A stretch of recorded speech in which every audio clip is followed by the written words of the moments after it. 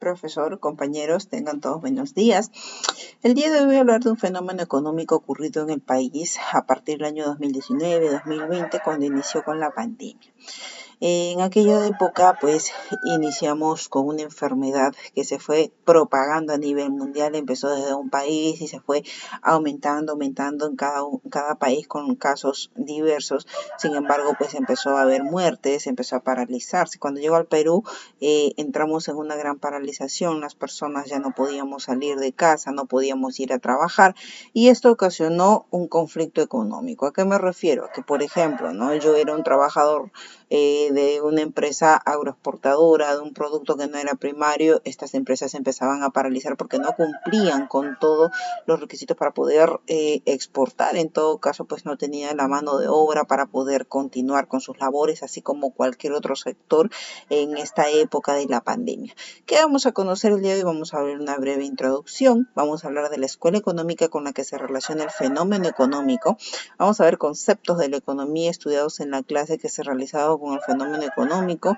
Por ejemplo, tenemos la inflación, el desempleo y la pobreza, el PBI y el sistema tributario, ¿no? También vamos a analizar desde la perspectiva macroeconómica y la perspectiva microeconómica para luego ver conclusiones respecto al tema. Pues podemos empezar comentándoles que la pandemia o el COVID-19 fue una enfermedad que se propagó a lo largo de muchos países, que trajo consigo muchas consecuencias graves, sobre todo al tema de la salud y a la economía.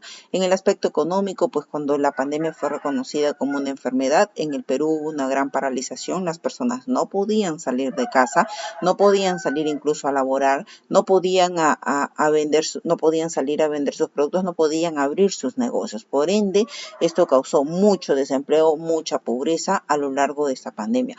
El Estado en realidad empezó a actuar desde una perspectiva que empezó a intervenir en todo esto para que la economía fuera estabilizándose a lo largo del tiempo. Sin embargo, esto ha sido todo un proceso, hasta el día de hoy nos estamos recuperando. Hubo devaluación, hubo desempleo, hubo pobreza y cerraron muchos negocios, quebraron muchos negocios. Sin embargo, también hubieron algunos que supieron aprovechar esta situación que los llevó a tener grandes resultados respecto a los negocios, ¿no?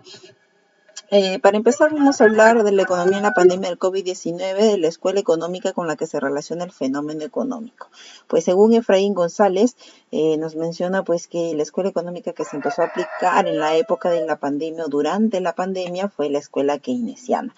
Para esto hay que recordar cuáles son las características de una escuela de Keynes, ¿no?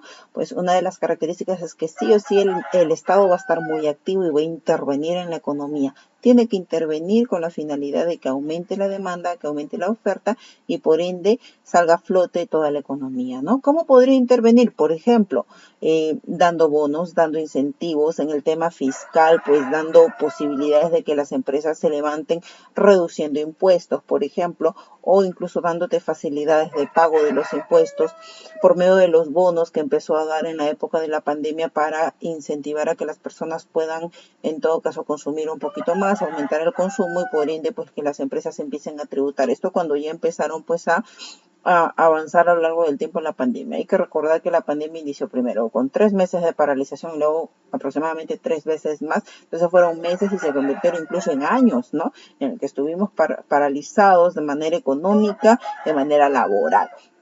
Entonces, básicamente el mercado, el Perú, el Estado intervino. Por ejemplo, empezó a dar bonos a las personas, ¿no? Bono a las personas primero de 200 soles, luego de 600 soles, con la finalidad pues de que estas personas pudieran salvaguardar la economía en sus hogares, ¿no? También empezó a dar las posibilidades de poder retirar tus CTS, de poder retirar tus AFP, de poder en todo caso solventarte un poquito más en el aspecto económico en el hogar.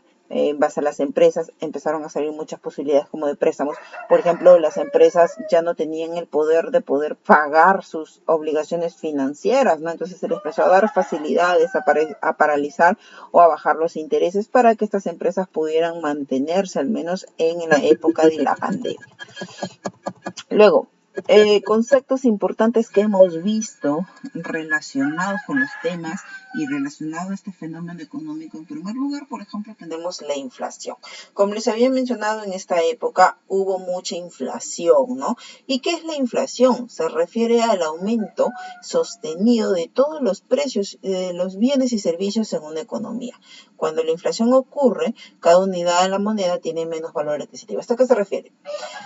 Pasa el tiempo, aumenta la inflación, aumentan los precios de los productos, yo tengo la misma cantidad de dinero y yo no voy a poder tener el mismo poder adquisitivo que tenía antes porque este producto ya aumentó de precio. Entonces mi moneda se devalúa y el precio aumenta. Así funciona la inflación. Lo mismo ha ocurrido en cada época. Ustedes se darán cuenta, por ejemplo, que ha subido el sueldo mínimo, ¿cierto? Y es porque ha habido inflación, ¿no? Porque aumentó la inflación. Y por aquí pues tenemos un informe de que en el año 2021 y 2022 en el crecimiento mundial fue muy bajo, ¿no? Sin embargo, la inflación fue un poco más alta, por lo mismo que también la moneda se empezó a devaluar. ¿Ok? Entonces, luego de la pandemia ya esto se ha ido estabilizando un poco más.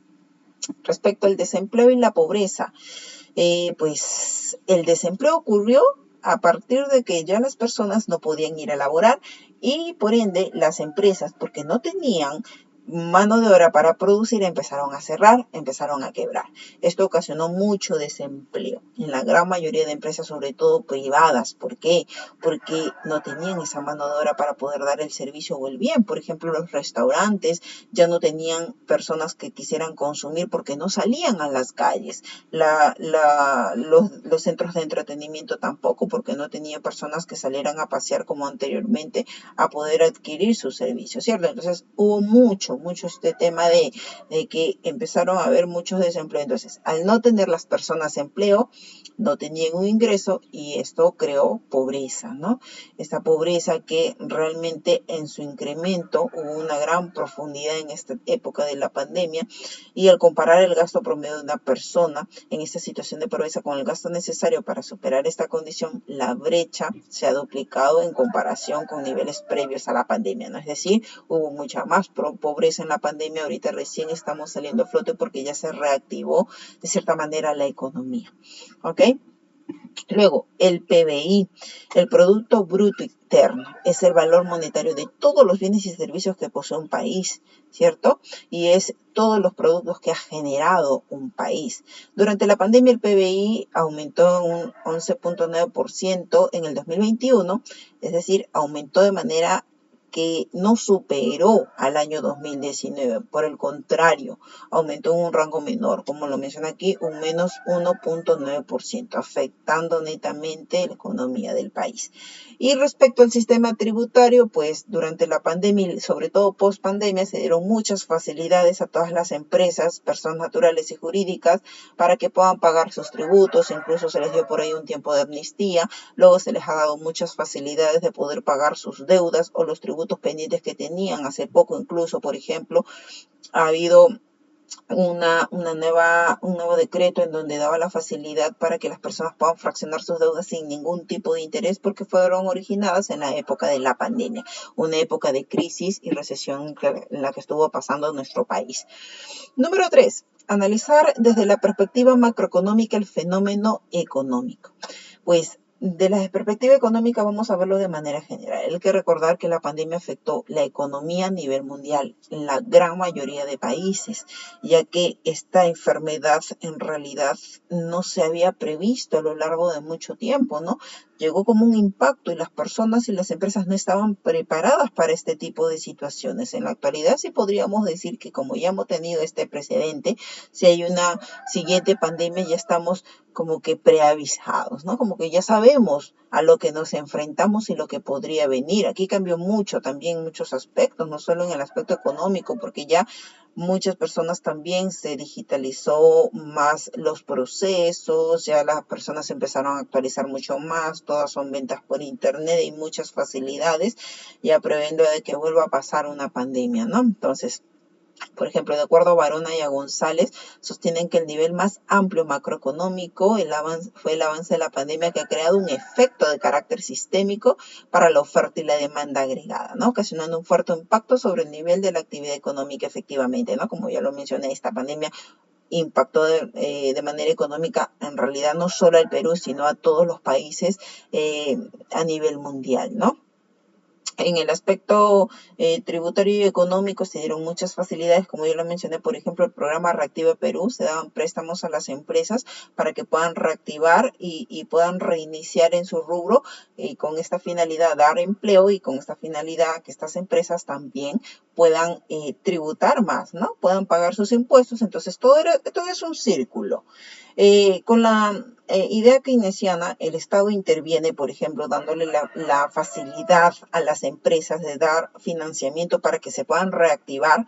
Al reactivarse, van a generar empleo para la población y al reactivarse y tener ventas, esa población que ya tiene dinero y poder adquisitivo con lo que gana trabajando, va a generar que la empresa tenga mayores ingresos y por ende pague mayor cantidad de impuestos al Estado. Todo es un círculo, ¿no? Todo es con una finalidad, ¿no? También se dio facilidades de pagos de tributos y reactivación económica para todas las empresas, ¿no? Respecto al PBI ya habíamos mencionado que tuvo una gran caída del menos 1.9% en esta época del 2019, fue al 11.12% durante el año 2020 aproximadamente, ¿no? Esto fue un impacto muy grande porque ya habían pasado como 30 años en una época en que no se había visto esto, ¿no? Y luego vamos a analizar desde la perspectiva microeconómica al fenómeno económico, que en este caso sería la crisis económica en la pandemia. Aquí he querido basar puntos importantes, resaltantes que fueron afectados de manera económica en el país. Por ejemplo, los trabajadores independientes o dependientes debido a la cuarentena no podían desplazarse a sus trabajos, no podían ir a laborar, ¿no? Porque nos habían prohibido la salida en realidad mediante un decreto. Entonces, esto generó que las empresas no pudieran alcanzar sus niveles de producción, no pudieran producir los mismos bienes y servicios, ¿no? Por ende, al final estas personas empezaron a quedar sin trabajo y estas empresas empezaron a cerrar, ¿ok? Entonces, al quedarse sin trabajo había menor consumo, menor poder adquisitivo.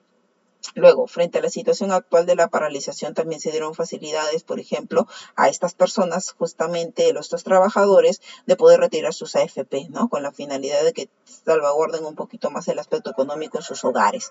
En el aspecto pesca, afecta por el cierre de los restaurantes. Ya los restaurantes, por ejemplo, sobre todo los que venden pescados y mariscos, empezaron a dejar de consumir porque las personas ya no consumían, ¿no? Ya había una reducción en la capacidad adquisitiva de la población y tampoco se podía exportar.